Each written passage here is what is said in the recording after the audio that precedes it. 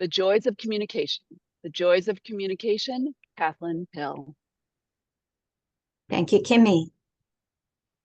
Folks, in Toastmasters, we have a fabulous opportunity, and that is to grow together, holding respect with real listening so that everyone in the club can find their highest purpose and contribute our gifts in service. Living our purpose, living in service, and living joyfully, it's all one and the same. Complicated, but it all moves together. When we engage with what lights up in us and in each other, we're in fertile ground. Some of us are naturally technical. Some are imaginative and volubly inspired. We're all a mix, but we all emphasize different talents. Some are good at linear analysis. Some have a mind for organization. Some have the gift for healing support. The joy of expressing ourselves in itself is service. Then it's easier, naturally, to step into more harmonious collaboration when we fall more deeply in love with our own source. The best guidance I know for living your talents is in the hands, because to know how you're built is to know how you're blessed. And then you want to share that blessing. You read hands like a map and compass for your life's journey. You read two maps or two views. One is the map and the other is the compass. The map is the actual palm and fingers, the fleshly object here. It's full of zones like real estate and lines that cross the real estate and features along the way.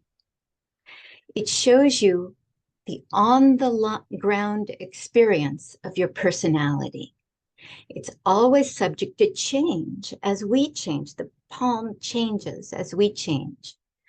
Children's hands change a lot till about age 20. Then you read the compass in the hands. That's the intangible code in the fingerprints for which you can develop a guiding sense. It's something like following the end of the rainbow. To be a whole person, you navigate the ups and the downs on the ground, the specific issues of the personality, while following the larger guidance in a process that does not come to a specific pot of gold, but always leads to greater meaning and fulfillment. In the palm and the fingers, the real estate is quite specific. In there are the most common zones of human experience, and they're named after the experiences reflected in the familiar Greco-Roman mythology.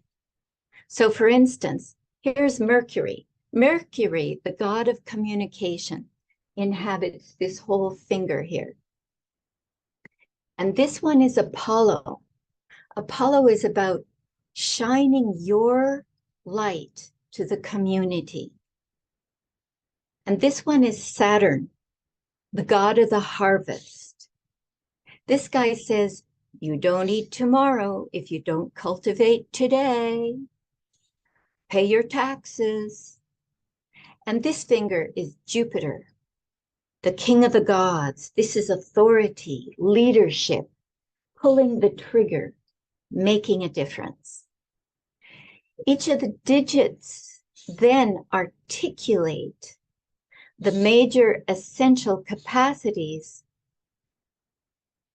in different realms of experience. So up here in the abstract conceptual, then the middle phalanx here is the mundane, the tangible. And then down here in the bottom phalanx, that's the sense of bodily energy. And the Other essential capacities reside further down in the palm. Following this map and compass has the effect of reducing the noise in the system and increasing harmony and efficacy and joy, happiness, and the soul's fulfillment. So that's one scintilla of what hand analysis is and the why. It lends deep perspective to being a person, and it lends guidance to fulfillment. The point is to look deeper into the well springs of our communication for the most harmony, the most efficacy, the most holy communion in our communication. And for me, it's easy to see how the 4 communication styles in Toastmasters resonate with the zones in the hands. So to describe in one sentence what hands say about my life, my talents are about intuition, seeing the big picture, and showing my individuality in community when I open that keyhole to my heart. That sounds a lot like the initiating style, which I score high on in the questionnaire. And depending on the situation, I use other styles. I use the supportive style. I use the direct style. I use the analytical style, depending on what's required, what works best. For me, knowing the gifts in the hands makes it easier to live and work in the world, in teams, with family, with individuals, communicating at my best in service to my soul and the soul of the planet. How about you? How do you communicate most joyfully?